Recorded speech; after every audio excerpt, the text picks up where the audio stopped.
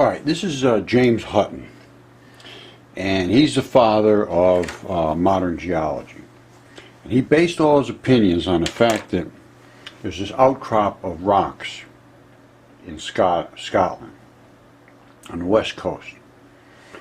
And it created an anomalous condition that he could only attribute to long time upheaval and all these kind of characteristics. This came against that and this pushed under that and all kinds of things. Now, he's also known for his theory on uniformitarianism. And that's a process, a geological process that is the simplest process, is probably the most likely process. And the processes that he came up with here are too complex, and they're what you'd think of, but unless you understood that a life process could create the same results, there's really no other thing that you could come up with. I agree with his conclusions based on the fact that it's just dirt and things coming out of volcanoes, but it is not. These are products of life, and they have all the characteristics of life, and I believe chemically they could be tested and proven to be of life origin.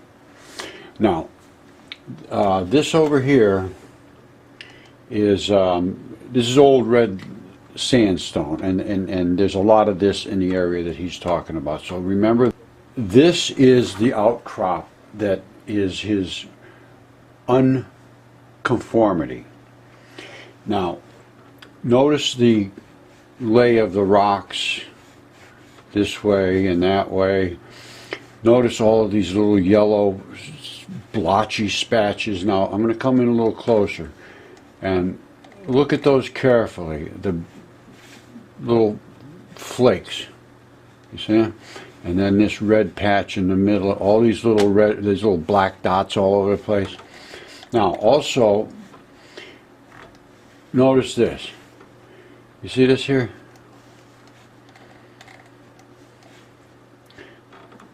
Right down this strip of rock, you notice this white flaky looking stuff. Now, some people say, oh, that's just bird poop. Well, maybe. There's another one of these same stripes here. Have to be looked at and checked. And I believe this piece broke away from that piece, and the same flaky stuff is here. Now, in the mud fossils that I have, this would be called the fascia. And it has these flaky fabric plates in them that are keratins, and that's what creates a fabric that coats your organs and so forth. And this is what I believe is the fascia flap of some gigantic creature. I mean, it's bizarre, I agree, but I think that that's what it is. And this old red stone, sandstone, is literally blood. That was the blood that was inside of them. And the way these facial flaps come, they come out in triangles, and it went over and went right over the edge here and wrapped in and held itself tight. And that's what I'm saying this is. And I think it can be proven chemically. And I will show you the samples that I have that are not this size, but they are this architecture.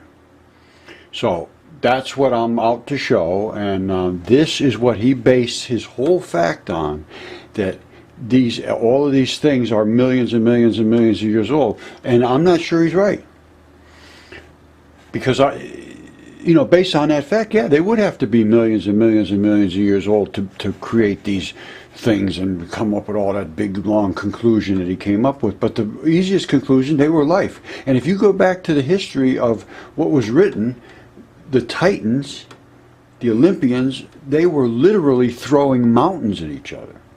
And it's written in every Bible that you read. And I believe that the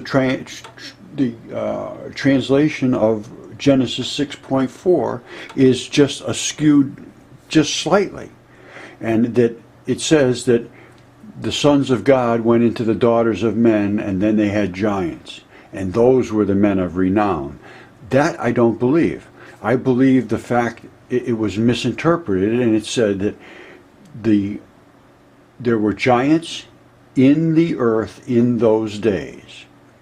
And then after that, when the sons of God went into the daughters of man. Now, then they came to phrase that these were the men of renown. I think it meant there was giants in the earth in those days. These were the men of renown, the men of old. And then after that, when the sons of God went into the daughters of men, there was more giants.